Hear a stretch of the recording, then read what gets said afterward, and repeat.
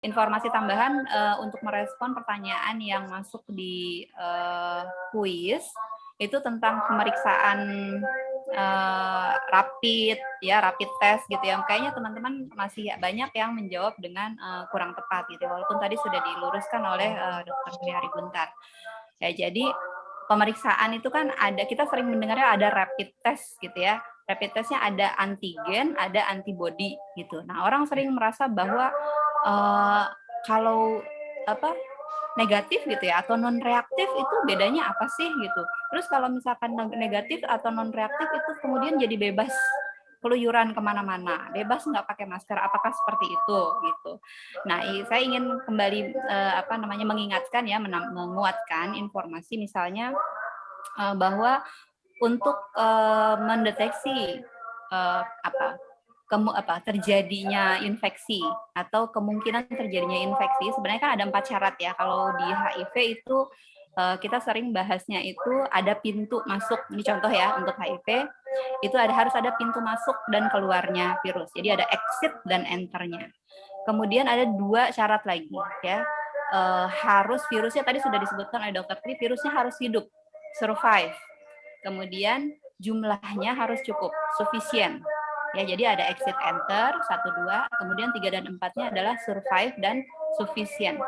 Jumlahnya harus tepat. Nah, ini terkait dengan jumlah tadi ya. Jadi pada saat seseorang diperiksa dengan tes ya, baik yang rapid maupun dengan PCR ya, yang gold standard ya, standar emasnya itu sebenarnya kan PCR ya gitu ya dok ya. Nanti mungkin boleh diluruskan.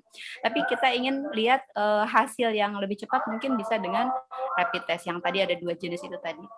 Nah, kalau misalkan jumlah virusnya itu mungkin sebenarnya ada ya, ibaratnya kita mencari-cari benda gitu ya. Kita mau lihat ada nggak sih ini benda, tapi bendanya istilahnya tuh ngumpet mungkin ya, tidak terlihat atau jumlahnya memang terlalu sedikit sehingga dia tidak bisa terdeteksi. Maka keluarlah hasil yang non reaktif. Jadi istilahnya kalau dulu itu dulunya kita taunya positif negatif gitu. Akhirnya kemudian diubah menjadi reaktif dan non reaktif. Nah, untuk mereka yang non reaktif ini bagaimana gitu? Apakah mereka aman? Belum tentu karena mungkin kalau yang ditesnya itu antibody, tadi kan dijelaskan oleh Dokter Tri, antibody itu bisa muncul membutuhkan waktu tertentu. Sehingga mungkin pada saat dites antibodinya belum muncul. Kalau yang ditesnya antibody, ya itu jadinya hasilnya tidak ada gitu ya atau non reaktif gitu dianggap negatif. Padahal sebenarnya mungkin ada tapi dia belum virusnya ada tapi belum memunculkan antibody gitu. Jadi intinya walaupun kita sudah dites, walaupun sudah divaksin gitu ya, perilaku pencegahannya itu tetap harus dipertahankan gitu ya, yang 5M ya.